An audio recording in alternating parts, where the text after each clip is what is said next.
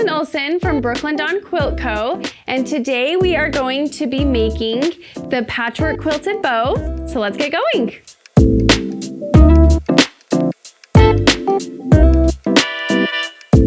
First things first is you want to grab your pattern. You can get the PDF version from my website, or you can get a printed copy at your favorite quilt shop. And there's cutting instructions and everything that you need to get started in there. And once you get your patchwork squares cut, there's a few different options on how you can put them together. So I will show you with this Quilt Smart grid. You are just going to lay all of your squares out in your patchwork panels, as it says in the instructions, and iron them onto this grid. I laid out my patchwork squares. You can also use mini charm packs for this as well, but once it's laid out on to your infusible grid and ironed on, you're going to actually flip over one row and stitch your 1/4 inch seam down, and you will do that in one direction all the way down your panel.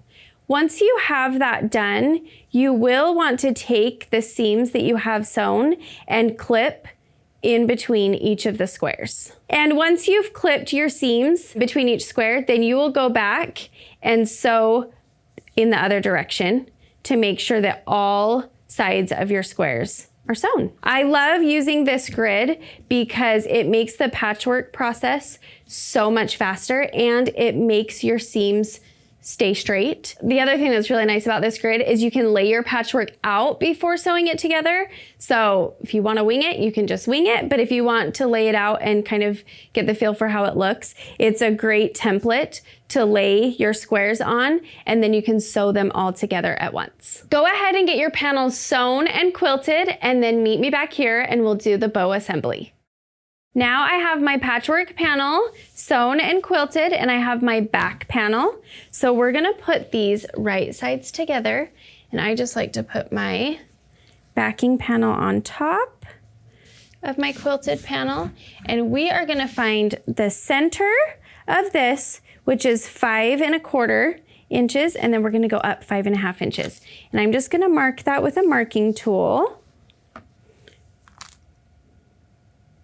Right there, a little dot. And then from that dot, I am going to cut on the diagonal over to the corner to make the points for my tails. You're gonna do this tail cutout on both sides, and once you have them both cut out, then you are just gonna stitch a 1/4 inch around the edge, leaving an opening, about a 6-inch opening in the middle, so that we can flip it right sides out once they're sewn together. And I am gonna go sew that, and I'll meet you back here. Okay, I've sewn my backing fabric onto my panel, and I've left about a 6-inch opening right here. And now I'm just gonna trim the edges of these tails to reduce the bulkiness. So you don't wanna cut through your stitch where it's crossed, but if you just snip those ends off, it will help when turning these out. And then I also go right in between the tail right here and just do a little slit. So when turning out, there's not that bulk. I am going to go trim the other side, and then I'm going to flip my panel right side out, and then we'll talk about the next step. Okay, I've flipped my tail panel so it's right side out, and I still have this 6-inch opening. So I'm gonna top stitch around the edge of this entire panel. I'm also gonna do the same thing with my bow loops. I am going to stitch to these right sides together to join them together, leaving a 6-inch opening, flip this right side out, and top stitch as well. So let's do that, and then I'll meet you back to show you how to construct the bow in the end. All right, I have now top stitched on my tail and my loop panel, and I combined the edge, the short edge of my loop. I sewed that together so that I can flip this right sides out and put this off to the side for a second while we get our center tie panels done. So we just take our fabric pieces for the center tie and put them right sides together, and then put it over top of your batting piece, and you're gonna sew around the edge and leave about a 2-inch opening to turn it right sides out after it's sewn. So I've already done that, so now I have my center tie, and now I'll show you how to construct the bow together.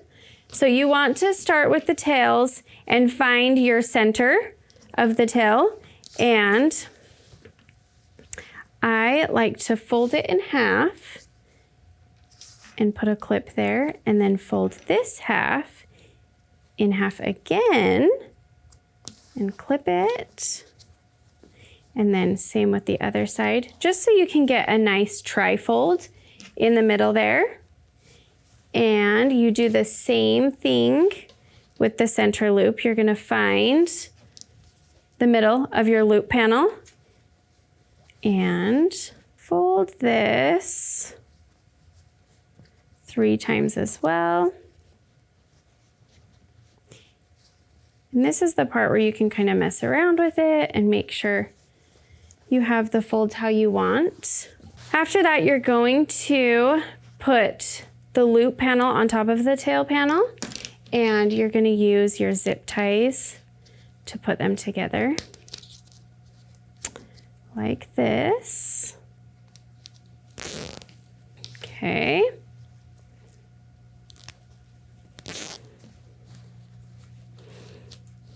And you just want to make sure that your zip ties go onto the back there. Make sure that you clip the ends of your zip ties off. And now I'm going to attach the center tie. I have a piece of ribbon here that I'm going to use for my hanging element, and then I can show you guys some other options after. So I'm just going to take my hot glue gun and put it around these zip ties here. And take this end of my center tie, hold that down, and then I actually add my ribbon next on top of this.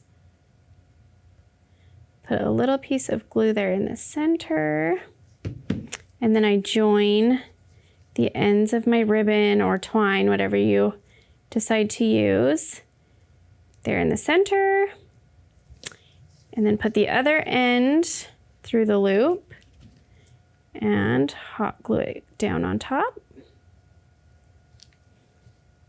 And there you have it. There is your bow. I am gonna go grab some other bows to show you different hardware options for the back and also some additional sizes of the bows that we have. There is also, I have another mini patchwork bow pattern that has these additional sizes as well as some whole cloth options. And this one I have a hair tie on. This one I used just some twine. And these ones I actually used some different hardware options.